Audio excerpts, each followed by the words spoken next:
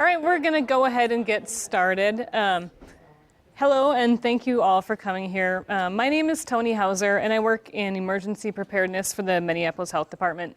When I started with the health department during H1N1, we didn't really have any go kits, and during that response, it really became apparent that not only did we need to have deployable supplies, but there were also items specific to our population and to the types of incidents we would be responding to that we needed to include. So just to do a quick survey, how many of you have or think you might have emergency preparedness go kits back at your agency? Excellent. Then I hope some of this information isn't too basic for you, or maybe you'll be able to build from it. For those of you that aren't sure or know that you don't, this hopefully will be a good spot for you to start. All right. So the objectives I've set all have to do with identification, in part because there is no right or wrong way to do go kits, but also because I wanted to leave you with ideas to think about when you take this information back to your agency. My presentation is going to be a little bit on the shorter side because I brought in some of our go kits for you to look at and dig through and take pictures if you see something that you like that we did, and I want to make sure that you have enough time for that. So assembling go kits is a process, and if you're at all similar to the city of Minneapolis, you'll put something together and you'll think it's the greatest system ever until you have to deploy it and you realize it isn't set up at all how you want. So the most important thing you can do to improve your system is to include logistics and go kits in your after-action review process.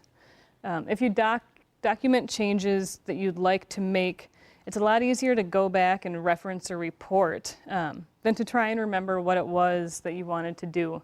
It's particularly helpful if there are other people from outside your department or agency who submit after-action feedback. That way, if necessary, you can take their input back to your leadership to validate your request for resources or money, or telling them that, hey, these people thought this would be a good idea too. I also have to note that while there are a number of product names mentioned during this presentation, it doesn't constitute an endorsement by the Minneapolis Health Department or the City of Minneapolis. So the purpose. To get started, the first thing you should think about is what the go kits will be used for. What kind of responses would your organization be involved in or support? Are there responses that you may not directly support but could have staff involved in? If so, what kind of logistical support would they need? And identifying what the go kits will be used for will also help determine what will be included in the contents, which we'll get into shortly. And after determining what or where your go kits could be used, the next step is to look at concurrent uses. This is important because it will help determine the possible number of total go kits you may need to deploy at one time. In Minneapolis, we have 3 points of dispensing that the health department is responsible for. And based on that, we put together 3 identical go kits. So we have 1 for each site. We also have go kits for our staff going to the EOC and other supplies if we activate a department operations center. And sometimes we may be activating all of those at the same time. So we had to make sure that we had enough supplies for all of those independent sites. So the contents of each kit are going to vary depending on the site or sites they'll be deployed to. Some kits can be multi-purpose. In Minneapolis, our 3 pod go kits can also be used for assistance centers, or in our case, the Disaster Recovery Center following the North Minneapolis tornado.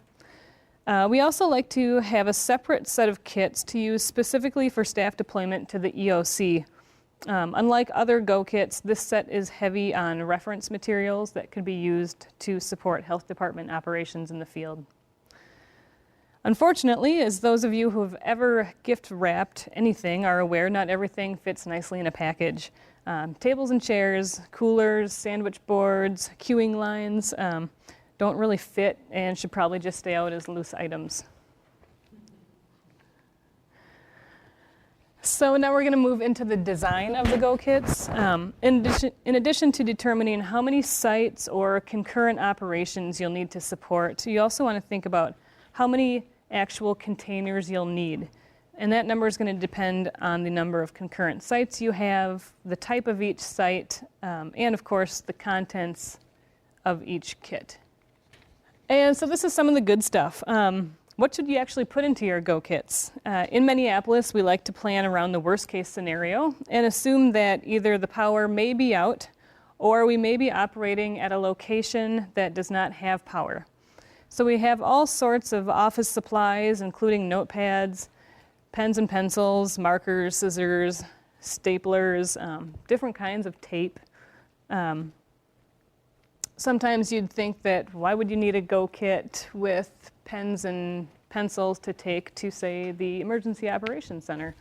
I had that thought, and then when we had to go to our new Emergency Operations Center after it was finished, there were not pens or pencils or paper, or pretty much any office supplies there. So we were happy we had our own. We also have a variety of electronic devices like laptops, portable printers, 800 megahertz radios, in addition to some of the tracking tools like the wristbands and the clickers. That would be more for like a family assistance center site if you need to keep track of people. So it's good to have some basic criteria when you're looking at possible containers to use. In our case, we did know for sure that we wanted containers that had wheels and handles. That was actually a directive from my boss that she wanted wheels and handles. And I was happy to work with that. It still took a couple tries before we settled on our current arrangement. While there are a good number of containers out there that all have handles and wheels, not all handles and wheels are created alike. So the trick is thinking about how much stuff you want to include compared to how much stuff you have for storage. You also want to keep in mind how much weight you or your staff can lift. I have a couple Go Kits that I brought with me that I could probably lift by myself, but I would rather not. So that was a tactical decision to have them made that big. But if you're working with limited staff and you know it's just going to be one person lifting, then you want to take that into account. And as a general rule, it'll probably be easier to have heavier items in smaller kits.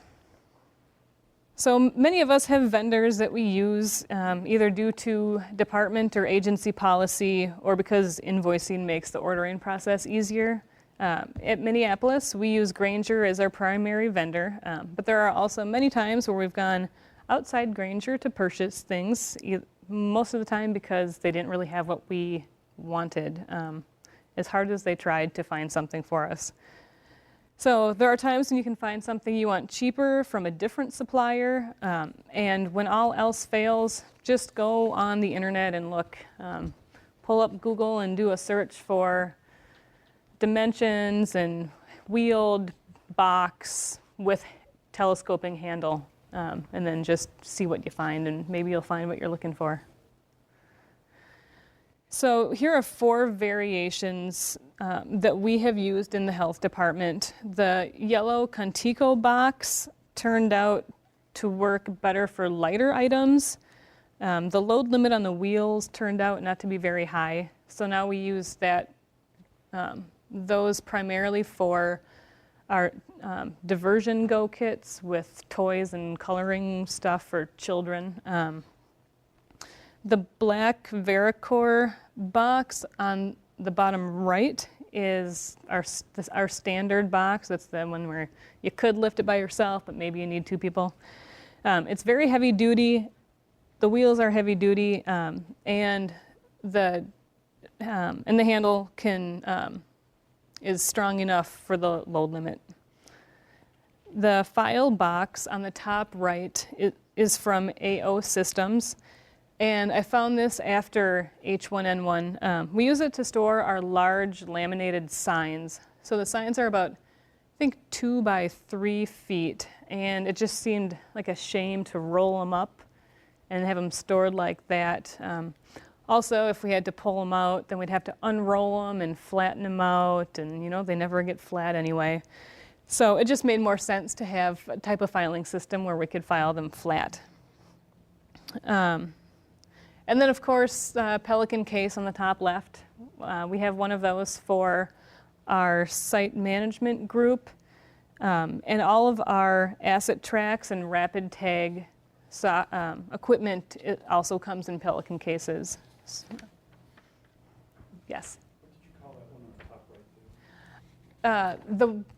The case on the top right, I don't know the technical name. I called it a file box, but it's from AO Systems. And they have them available in different sizes, and all sorts of variations. They're heavy-duty corrugated, so they can pretty much make however you want them, whatever style. Yes, the Vericore box in snow and ice, it's great. I haven't had any issues with it. I've dragged it around and stuff. The ice and snow don't get caught in the wheels and stuff? It clears off pretty good? It's kind of like hauling your luggage when you're going to the airport. Just want to test. Yeah, sometimes you have to kind of kick it out from underneath. But no, they're sturdy. And I also brought a couple with too, so you can take a look at them. If this presentation was a week ago, we could take it out in the snow and try it out, but unfortunately we lost our chance for that. Oh, that's okay. All right, so stuff. When you're thinking about how much stuff you might need in your kits, keep in mind that you can always restock items during a response. It isn't necessary to pack everything you'll need for a week, but a day or two, depending on the type of response, should be enough. Also, how long your operational period is, what kind of response it is, what the location is. For a response in the city of Minneapolis, we're probably going to need fewer supplies because of how many amenities are available there than we would, say, in outstate Minnesota, where it may be a number of miles to the nearest grocery store. And of course, some of the things that won't fit into containers, you'll just have to make do. As part of our deployment process for all those items that won't fit in anything, we have them included on our Go Kit checklist individually so that they don't get left behind. So having Go Kits is great and putting them together is great, but it's also important to keep track of everything that you have, and the biggest recommendation I can give is that someone on your staff should be assigned to keep track of everything. You don't need a logistics chief position in your agency or your department, but having someone whose job is to keep track of any material that has an expiration date, who can reorder supplies, provide training for other staff on, even that you have Go Kits, because not a lot of people will know, or where they're stored if they have to get them. And then especially with rotating stocks, because permanent markers last for a long time, but at some point they will all dry up, probably at the same time, right before a response, when you'll need them, and you'll pull them out, and they will not work. So keeping track of the supplies, I think my next slide, okay, we're getting into it. You always want to know that your Go Kits are going to be fully stocked, and that's where that position comes in. You don't want to find out you have to deploy your Go Kit somewhere and realize that 2 weeks ago you had started doing an inventory and were short I don't know, like a bunch of caution tape, and you had absolutely no writing pads, and you hadn't gotten around to reordering them yet. So it's good to have someone who's able to do that so that you can think about all the other 800 things you have to do. In the Minneapolis Health Department, we use asset tracks for our inventory management, and that also allows us to check out any of the items that are in the inventory system, or even full go kits to specific people. And that helps because it shows who is responsible for that item. So when nothing gets lost, hopefully. But it also makes it easier to determine reimbursement, should that be needed, and any numbers that you would need for restocking purposes. How do you know what to bring? So one Sunday in May of 2011, I got a call and was told to come into work because there had been a tornado touchdown in North Minneapolis. And we were going to open a shelter. So when I got to work, I was told that my job was to get our go kits from the basement of our office in downtown Minneapolis 1.5 miles over to the site that had been identified as the shelter. So I went down to the basement. I'm like, I know exactly where everything is. I am on top of this. And I got down to the basement, and I just completely blanked. I'm like, oh my God, we have so much stuff. So luckily, our deployment procedures take that into account, that even if you're a fully capable emergency responder, sometimes your brain just kind of goes. And we have these checklists, if you just want to hand them around. They're all color-coded based on site or function. So the ones that we have here, Site 1, Site 2, and Site 3 are our 3 points of dispensing. And then we have our Family Assistance Center checklist. And these are all, we have 2 places that our go kits are stored in our building. One is on the public health floor in one of our locked rooms. And that's what these checklists are. And they'll say on them that you need to go down to the basement and get the other checklist, because there's more stuff in the basement.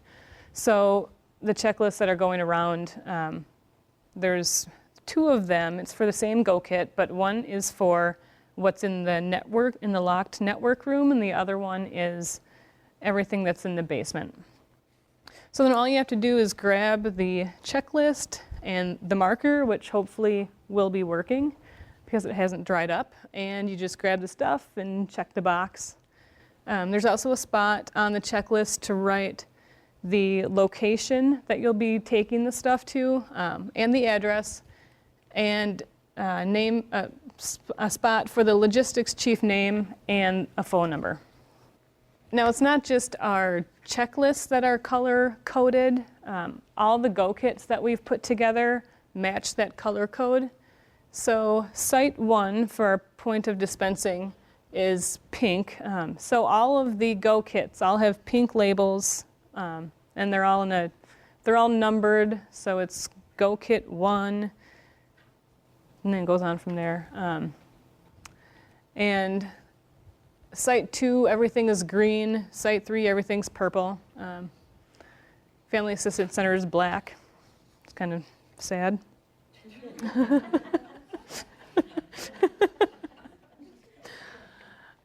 But you know, it's a simple system, and I mean, colors. You just look, and if you don't know what to bring, then just say you go get all of the stuff that has pink tags.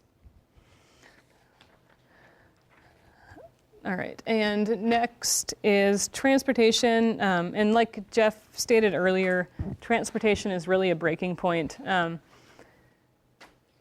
After I finally figured out everything I needed to bring up from the basement and the network room and haul out back behind our building to get transported to the shelter, I sat there for 45 minutes waiting for my ride. Because like most other public health agencies, we don't have our own vehicles. We're dependent on other people, and I cannot fit any of the stuff, well, most of the stuff that I brought here today into my little Jetta. So the kit transportation depends on a couple different factors. The first is the distance you have to go. If they're stored in one building and they only need to go over to the next building, then all you have to do is drag them there. Should be pretty easy. You don't need to load them into a car. Also, the number of kits you need to bring. I can fit some of our Go kits into my Jetta, but not all of them. So I can always bring some, but then someone else is going to have to pick up the rest. And of course, any transportation resources that are available to you. Luckily, this worked out great for today. We haven't had our own fleet of vehicles, but there was some rearranging in the city of Minneapolis government, and the Environmental Health Division from Regulatory Services was moved into the health department, which is great because now we have, twice as many staff for emergency response stuff, and they also came with a fleet of vehicles. So I was able to commandeer one of those today and fit all of my stuff in it and drive it up here. So I look forward to doing that in responses in the future. And then also, I just want to reiterate what Jeff said. If you don't have your own truck, if you're not the person that has all the friends calling on moving day, or if your agency doesn't have anything or no one has a vehicle that you can borrow, you can always try and figure out how to do some type of agreement with a rental car company or even a courier company. This is a list of the current Go kits that we have in the health department, and I've brought most of them here, except for the personal needs Go kit. Figure you probably need to see towels and toothbrushes and soap and stuff. I'm currently in the process of putting together two more, one for 800 and 900 megahertz radios. I was out in LA in January for another exercise, and I saw something that they did with the 800 megahertz radio charger in a Pelican case where you just had to plug it into the wall and not take anything out. It was great. I see you nodding, Art. And I also want to make a Go kit for the telescoping signs that the triage tag company makes. I don't know if anyone else here has purchased those, but they come in a red bag, and each sign weighs probably 15 pounds, and you put 10 of those in a bag, and you might as well have something on wheels anyway. So there's my contact information. Does anybody have any questions? And if you don't, what I would like you to do, partially because I am an active learner and partially because I brought them all up here, I have Go kits in the back of the room, and you are more than welcome to go and dig around in them. Take pictures if you want, just kind of see how we set things up. Maybe it'll be useful, maybe you'll learn something, maybe you can tell me something that you do that we should do. So I always like getting more input.